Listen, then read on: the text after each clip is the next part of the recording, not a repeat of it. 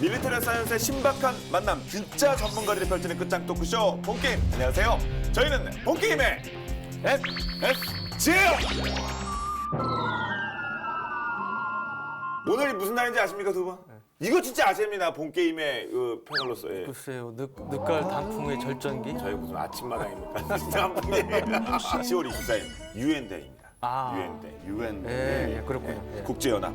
사실 뭐 역사적으로 보더라도 우리 참 감사해야 되는 그런 날이기도 하겠어요. 그렇죠.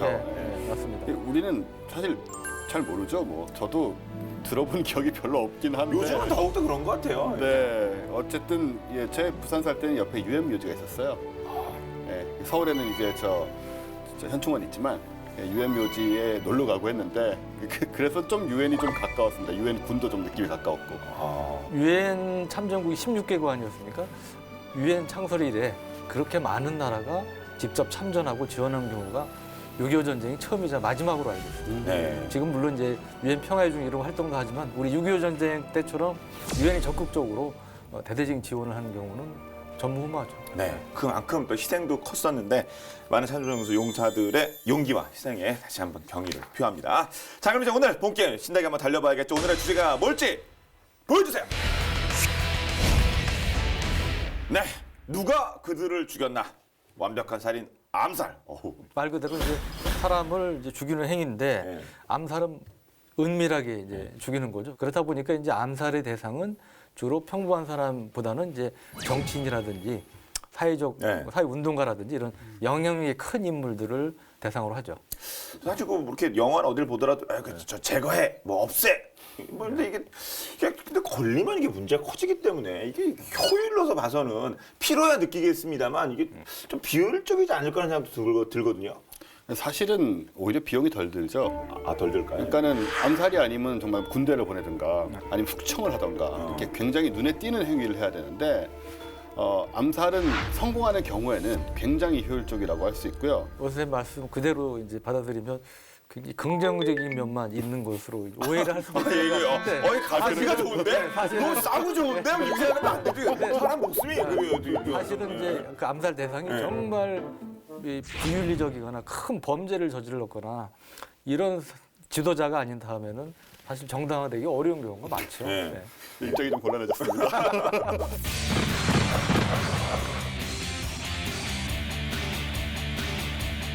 내가 사회적 영향력이 좀 있다. 뭐 정치가라든가 아니면 무슨 뭐 큰 글로벌 기업의 어떤 뭐 수장이라든가 이런 분들은 진짜 그 무섭긴 할 것 같아요. 다니시는데. 일본 옛날 영화 보시면 일본 전통집들은 전부 이제 미닫이 문으로 돼 있어서 밖에서 나는 소리, 옆방에서 나는 소리가 다 들리잖아요.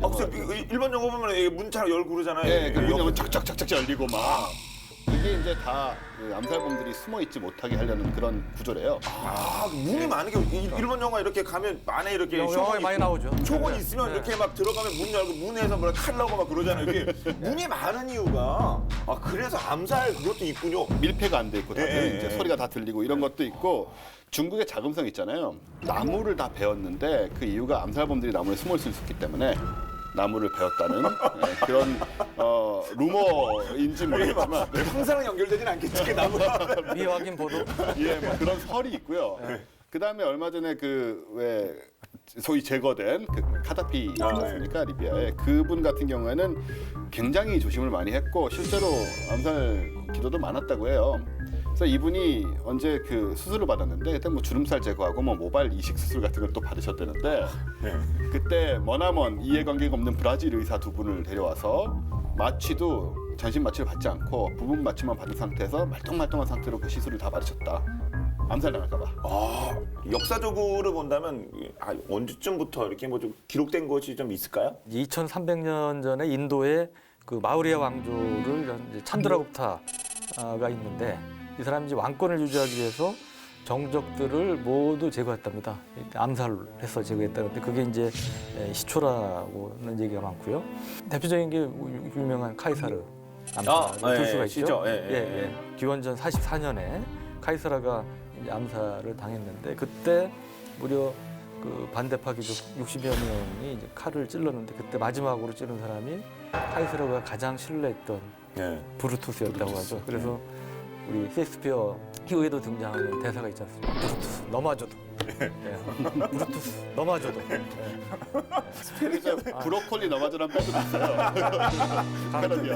갑자기 생각이 오찬으로 났어요. 그 암살이라고 하는 것이 자 정치를 크게 한번 바꾼 역사를 크게 바꾸는 좀 그나마 좀 저희가 기억할 만한 그런 내용도 없을까요? 역사를 바꾼 네. 암살은 뭐니 해도 1차 대전을 촉발한 이른바 이제 사라예보의 총성이 사라예보. 프란츠 페르디난드 대공이 세르비아의 사라예보에서 이제 암살을 이제 당했는데 그때 이제 오스트리아의 민심이 적대적이었다고 합니다. 그래서 이제 민심을 다독거리기 위해서 방문을 했는데 이제 보스니아 내부에서는 이제 세르비아인들이 독립을 위해서 일종의 우리 반정부 단체 비슷한 걸 만들어요. 명칭이 흑수단이라는 이런 이제 테러 단체를 이제 만들어서 오스트리아 이제 고위인사들이 이제 목숨을 노리고 있었는데 네. 마침 그때 이제 그 페르디난드 대공이 방문한 거죠. 이제 두 명의 이제 요원이 이제 준비를 했는데 첫 번째 요원은 프로가 아니었던 거예요. 그냥 보고서 얼어가지고 뭐 이해도 못한 되고요 거예요. 또. 예. 목숨을 걸어야 예. 되니 그러니까 이제 실패할 경우에 대해서 이제 두 번째도 못 믿었어. 두 번째 요원도 있었는데 이 사람 이제 수류탄을 던졌어요. 네. 대공 차가 아닌 이 뒤쫓아 오던 차 앞에서 폭발했습니다. 이제 페르디난드 대공이 이제 여기서 돌출 행동을 합니다. 이 부상자들이 병원에 입원을 하게 됐는데 이 사람들을 입원을 하겠다고 이 병원으로 간 거예요. 그 위험한 상황에서 예. 그걸 그러니까 아마 요즘 같으면 경호원들이 예. 말렸겠죠. 예. 위험하니까 일단 피신시켰을 텐데 이때 이 사람이 이제 어떻게 호기를 이제 부렸는지 하여튼 높은 사람이니. 예. 갔는데 문제는 이 운전사가 길을 잘못 든 거예요. 아이고. 병원을 가지 않고 이제 엉뚱한 데로 갔는데 하필 멈춰선 곳이 누구냐면 이 흑수단의 암살 요원인 가브리엘로 프란치프가 요기를 하기 위해서 찾은 음식점 앞이었다. 아이고 운전사가 배신자 아니에요? 어떻게 길을 잃고 암살자 이거 밥 먹는데 앞에 차를 세워요? 일부러 가려고 해도 못 가겠어요. 그러게요. 그러니까 프란치프 입장에서는 정말 절호의 호기를 맞은 거 아닙니까? 그러니까 그때 이제 총안으로 차 안으로 총을 쐈고 그때 이제 페르디난드 대공은 이제 목에 총상을 입고 부인은 복부에 총상을 입고 두 사람 다 즉사를 하게 됩니다. 이 때문에 이제 오스트리아 정부는 이 책임을 이제 세르비아 정부에 넘길 수밖에 없죠. 그러니까 최후 통첩을 했고 이것이 이제 1차 대전을 촉발하는 결정적인 방아쇠를 당기게 됐고요. 이를 계기로 해서 이제 무려 4년 동안 정말 처참한 1차 세계대전이 벌어지게 됩니다. 우리나라 역사를 본다면 또 암살 사건 또 있겠죠? 3.1 운동을 촉발한 고종이 이렇게 커피를 즐겨 드셨대요. 그 시절에 뭐 왕이시니까 가능했겠죠. 황제였죠 당시에 대한민국에. 커피에 아편을 넣어서 이제 독사를 했다라는 게 일반적인 이제 주장이에요. 근데 일반적으로 우리가 알고 있는 생각인데 한편 이제 그 배경에 일본이 있다 이런 얘기도 있고. 어쨌든 간에 확실한 거는 고종이 그렇게 돌아가시면서 그게 이제 촉발이 돼서 저 역사상 굉장히 중요한 평화 해방 운동이었던 3.1 운동이 일어났다. 이 연관이 그렇게 지어지죠. 네. 그래도 암살이라고 하는 거는 성공하든 아니면 실패하든 후폭풍을 엄청 날긴 할 것 같거든요. 히틀러. 너도 사실은 이 독재자, 엄청난 독재자의 뭐 많은 범죄 저질렀기 때문에 그 독일 내에서 사실은 무려 40여 차례나 암살 시도가 있었습니다. 그런데 40여 차례요? 예, 근데 극적으로 살아남았고 특히 독일군 내에서도 히틀러를 암살하기 위한 여러 차례 시도가 있었어요. 그 중에 이제 제일 유명한 사건이 영화도 보시죠. 작전명 발키리. 알죠, 예. 톰 크루즈. 유명한 톰 크루즈 주연한 그 암살 시도 사건이 있었는데 1944년 7월 20일에 폭탄 암살 미수 사건이 대표적입니다. 참모장교 중에 그 클라우스 폰 슈타우펜베르크 발음이 좀 어려워요. 아, 그렇죠. 그쪽 사람이. 슈타우펜베르크 대령이 가져갔던 서류 가방 포탄이 라슈텐베르크의 히틀러 벙커가 있습니다. 이 숲속에 그 유명한 히틀러의 그 전쟁을 주의했던 벙커가 있는데 그걸 이제 늑대불이라는 별명으로도 유명하죠. 이 벙커에서 터지면서 한때 영화에도 나오지만 이제 성공한 것처럼 영화랑 똑같네. 서류가방도 한 거예요. 보이기도 하는데 문제는 당시에 히틀러가 그 평상시 지휘벙커가 아닌 지상 참모본부 오두막에서 회의를 하는 바람에 히틀러는 살아남습니다. 살아남게 되고 그 역풍으로 이제 대대적인 그 암살 세력 색출 작전에 나서면서 이제 수백 명의 독일 장교와 가족들이 처형을 당하죠. 히틀러도 결국 뭐 마지막에 그 패전 선언 직전에 애인 에바 브라운과 자살한 걸로 알려지고 있는데 히틀러가 참 그 40번이나 그 암살얘기라고 뭐 엄청나게 한 근데 거기서 아무튼 살아남았는데 만약에 히틀러의 암살 작전이 성공했다 하면 이게 역사가 어떻게 엄청 바뀌었겠죠. 사실 히틀러는 네. 정말 그 무소불위에 걸려 있었잖아요. 발키리 작전은 43년 4년 7월이니까 사실 종전 몇 달 전, 얼마 전이에요. 45년 몇달 4월인가 아마 예. 나치가 항복을 하잖아요. 그래서 이때는 이미 거의 대부분의 피해가 발생한 상황이었고 암살이 성공했으면 그보다 훨씬 일찍 성공, 네. 39년 이전에 뭐 이럴 때 성공하는 게 좋지 않았을까 하는 생각은 들어요. 그렇죠. 그러니까 그럼 히틀러가 40번이면 그 암살 당한 네. 그거 그래서 암살 당했는데 암살 위기를 벗어난 거 그러면 넘버원 아닙니까? 히틀러 절에 갈 사람이 있어요. 더 있어요? 예, 히틀러가 정말 꼼짝 못할. 40번보다 예, 더요? 예. 이분도 굉장히 유명한 사람인데 피델 카스트로. 아 카스트로. 예, 카스트로는 무려 638번의 암살을 피했다고 638번이요? 예, 자기 입으로 지난 2006년에 한 다큐멘터리에서 얘기를 했대요. 그래서 본인이 내가 주장한 거예요? 본인이 주장한 겁니다. 그래서 좀 과장이 있을 수 있다고 저는 보는데 저 올림픽 때 있으면 내가 단연 금메달리스트다. 얼마 전에 국민연금 날라온 거 보니까 저거 20년 했는데 220번 넣었어. 매달 넣었는데. 근데 암살 638번 당했대요? 예. 1959년에 그때 이제 친비 정권 몰아내고 그때 그래서 이제 집권을 했단 말이죠. 그리고 작년 11월 25일 날 만 90세의 나이로 숨졌습니다. 그러니까 몇 년을 집권한 겁니까? 예를 들어 뭐 독약이 묻었거나 아니면 폭약이 장착된 뭐 시가를 통한 암살을 시도했거나 뭐 아니면 독약이 묻은 천이나 독펜, 뭐 스프레이, 뭐 하여튼 이런 뭐 정말 영화에 나오는 다양한 암살 도구가 암살 백서. 동원됐다고 그러고요. 네. 카스트로도 암살에 성공했다면 아마 또 미국과 쿠바의 역사도 바뀌었겠죠. 본인이 638회의 암살 시도를 극복했다 그러니까 뭐 믿어야죠. 네, 이렇게 드러난 본인도 인정한 암살 사건도 있지만 그것도 암살이건 좀 앞이 은밀하니까 또 안 밝혀진 미스테리한 것도 분명 있을 것 같아요. 가장 대표적인 게 존 F 케네디 사건. JFK. 네, JFK 영화로 나왔지만 1963년 11월 22일에 그 영상들 다 보셨겠지만 텍사스주의 댈러스에서 이렇게 무게차, 그 소위 오픈카라고 하는 그걸 타고 이제 퍼레이드를 하잖아요. 12시 30분경에 이제 가다가 어디선가 날아온 총탄을 맞고 이제 머리에 한 발하고 가슴에 한 발을 맞고 사망을 하시죠.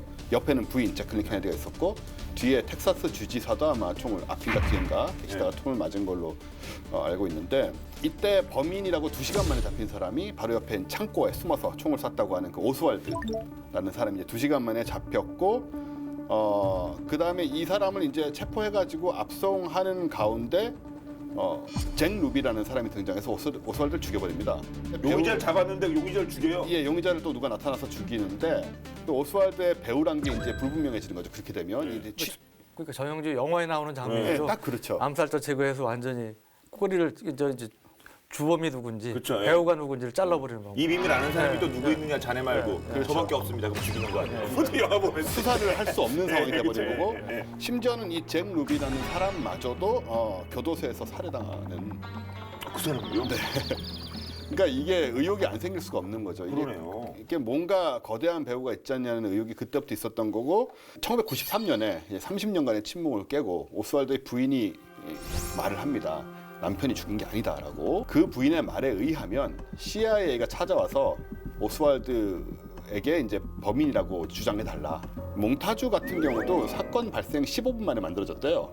그러니까 암살 후 15분 만에 몽타주가 사진도 그만큼 인쇄하려면 이게 옛날 같으면 사진도 이거 방에 들어가다 시뻘건 거 켜놓고 하려면 15분 걸리겠네요. 근데 몽타주가 이렇게 네. 과학적으로 되는 얘기입니까 그게? 불가능하죠. 네. 그래서 이제 그런 것들이 미리 세팅된 게 아니냐라는 의혹이 있는 거고요. 특히 이제 제클린 케네디 같은 경우는 이제 케네디가 돌아가신 다음에 그 선박왕 오나시스 그리스 사람인 오나시스가 그러면서 제클린 오나시스가 되잖아요.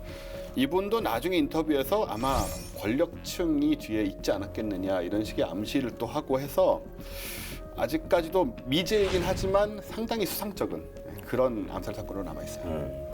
이제 그 유명한 것 중에 하나가 이제 로버트 커틀리라는 사람이 이제 주장한 건데요. 그 잭 프루더라는 사람이 찍은 영상을 보면서 아주 흥미로운 장면을 발견했는데 그게 뭐냐면 그 우산을 쓴 남자를 찾아냈습니다.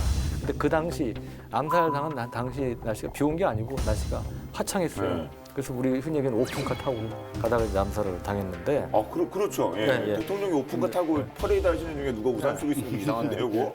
근데 이 사람만 이제 우산을 이제 쓰고 있었다는 거고요.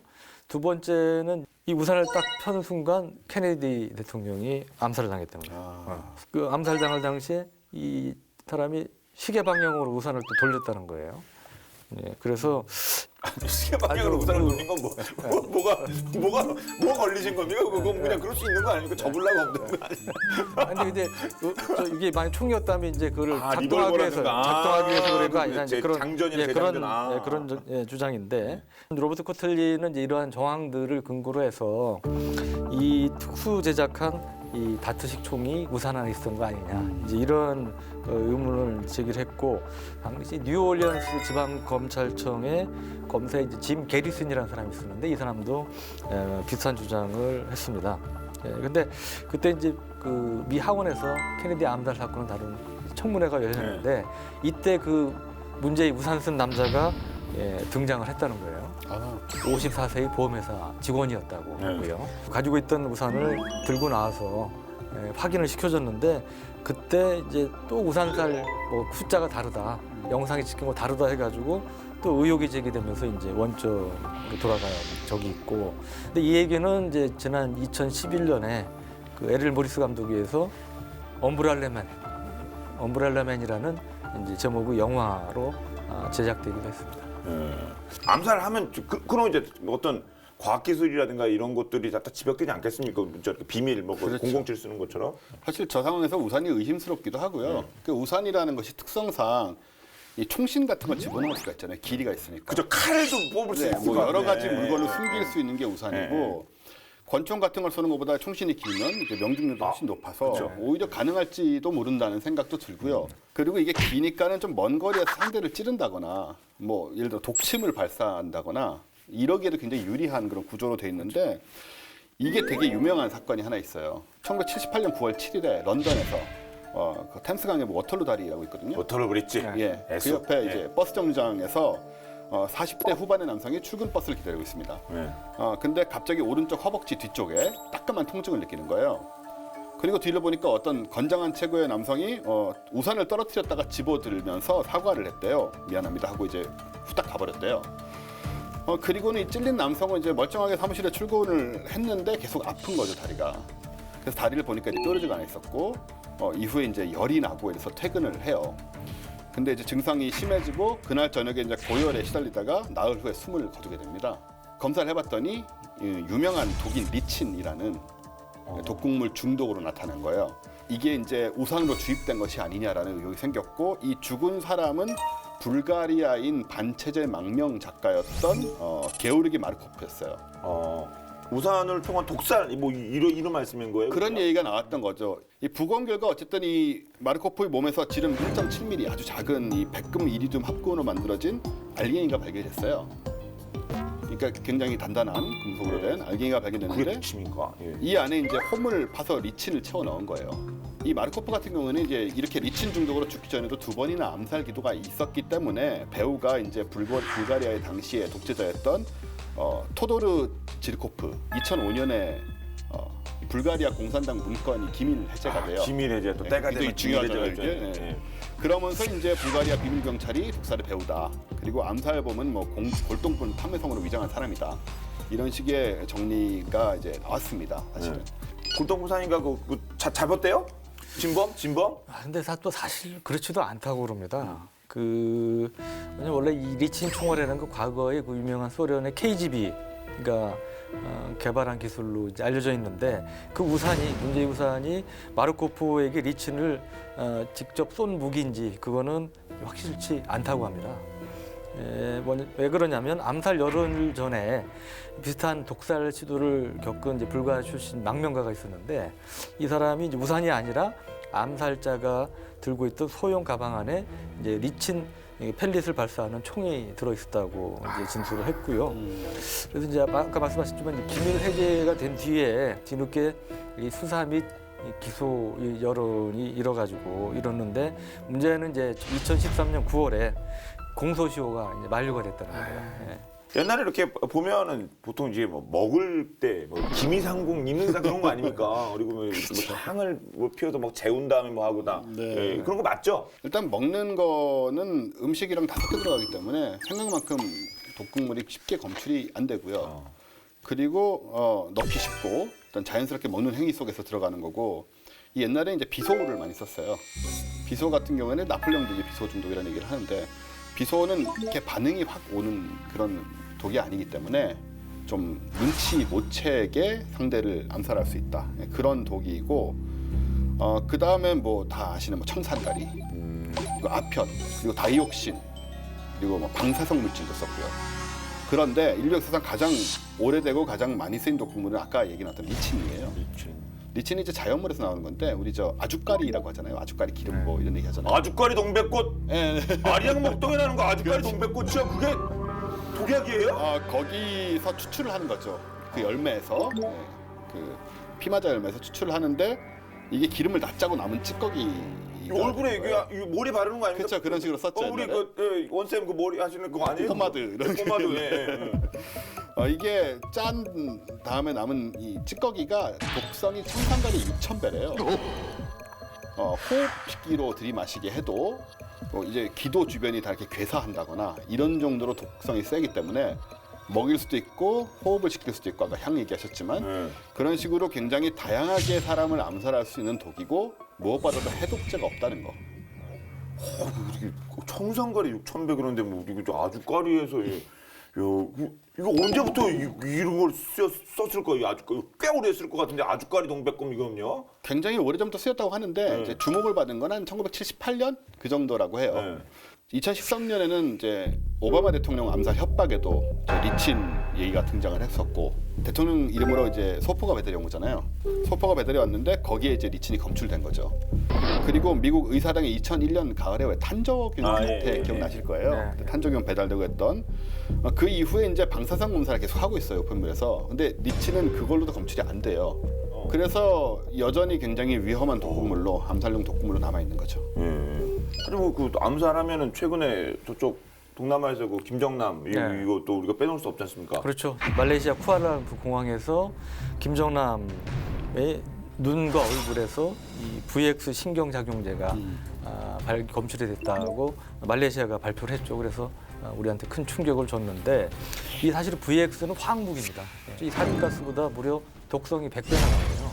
그렇기 때문에 이 화학무기 금지 협약에서도 이 화학무기를 분류해서 이제 금지를 이제 하고 있는 것인데 일부에서는 이제 그런 의문도 제기하죠. 이게 VX가 그렇게 엄청난 독성을 가진 화학무기인데 그 범행을 저지른 여성들 손에 묻혀가지고 김정남 눈과 얼굴 이렇게 묻혔다는 거 아닙니까? 근데 어떻게 그러면 그 여성들은 안전하냐? 그것도 피부도 흡수하는데. 이 화학무기 중에 이제 이원화탄이라는 게 있어요. 평상시에는 성분을 나눠놨다가 이제 필요한 걸 합치는 거죠. 이렇게 합쳤을 경우 이제 무기가 되는. 왼손 오른손 이렇게 하면 이게 되고. 그래서 이제 북한도 이제 화학무기를 2,500에서 5,000도 세계에서 미국, 러시아 빼고 제일 많이 갖고 있는데 그런 식으로 평상시에 분리해놨다가 유사시에 이제 합쳐서 유력을 발휘하는 이런 이온화탄도 운용을 하고 있습니다. 그럼 또 그걸 전문으로 해야 된다. 그걸 때 체계적으로 훈련 받는 거 이거는 진짜 어려운 일일 거 아닙니까? 그렇죠. 그래서 특수부대들이 아무래도 그 역할을 맡게 되고요. 이제 뭐 참수 부대라고 부를 수 있는 부대들도 있습니다. 참수 부대요?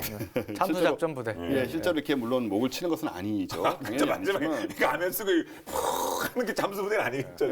미국 특수부대 중에서도 아주 오래된 이제 75 레인저 연대라고 있어요.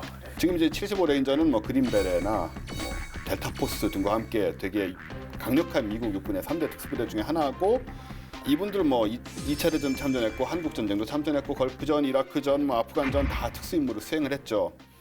근데 이제 요인 암살을 전문으로 한다라는 또 특성이 있는 거예요. 그래서 참수작전부대다 이렇게 불리고 있고 어떤 열악한 환경에서도 요인을 암살을 하겠다라는 그런 관점에서 이제 또 훈련을 하고 있고 참수작전 우리 국회에서도 오피셜하게 얘기가 나온 건데 그러면 네. 한국도 참가를 할 텐데 그럼 우리는 어떤 부대들이 거기에 12월 1일부로 이른바 참수작전 부대가 창설이 됩니다. 근데 여기는 이제 기존의 우리 특전사 그리고 해군의 최종의 특수부대인 UDT-CL 뭐 이런 이제 요원들이 이제 들어가 포함이 될 수 있고 주력은 특전사의 이제 일개 여단급 부대가 이제 주력이 될 것으로 알려지고 있고요. 또 여기 이제 중요한 게 그 개개인 특수부대 요원들이 그 자질, 그다음에 수준도 중요하지만 이제 침투 수단, 장비가 중요합니다. 야간이나 악천 후에도 침투해서 작전을 펼 수 있어야 되기 때문에 그러려면 이제 그런 능력을 가진 특수한 헬기, 우리가 이제 MH 계열 헬기라고 그러는데 MH 계열의 헬기라든지 아니면 MC 계열의 이제 특수한 수송기들 이런 자산이 필요한데 이제 우리는 이제 그걸 조금씩 이제 갖춰가는 이제 단계이고요. 그리고 여기서 이제 우리가 유념해야 될 것은 이 소위 참수작전이라는 것이 실제로 김정은을 바로 제거하겠다는 것이 아니고 김정은한테 이제 공포심을 주는 거죠. 소위 얘기하는 레드라인을 넘는 도발을 하거나 이러면은 잘못하면 사망할 수 있다. 이런 메시지를 줘서 도발을 억제하기 위해서 사실은 그런 걸 부각시키는 거지 실제로 뭐 바로 제거하겠다 그런 차원에서 하는 것은 아직까지는 아닙니다. 네. 문명이 발전하고 국가가 생기면서 그 역사 계속 모습을 바꾸어 진화해온 암살. 암살은 인간이 창조한 가장 잔혹한 정치사다라는 말이 다시 한번 떠오르네요. 언젠가 암살이 참수작전 이런 거 하기도 섬뜩하지 않습니까? 좀 쓰지 않는 그런 날이 어서 왔으면 좋겠습니다. 자, 오늘도 두 분 수고하셨고요. 다시 한번 외치죠. 예. 저희는 본게임의 MSG였습니다. 다음 시간에 뵙겠습니다. 고맙습니다. 감사합니다. 감사합니다. 저 아까 가성비 이런 느낌으로 얘기를 해가지고 좀 그렇네요. 기술적인 부분을 얘기하다 보니까. 아니 그래서 제가 이렇게 마사지를 네. 근데 저도 이거 오늘 정신이 없어가지고 오비를 많이 냈네요. 자꾸 숫자가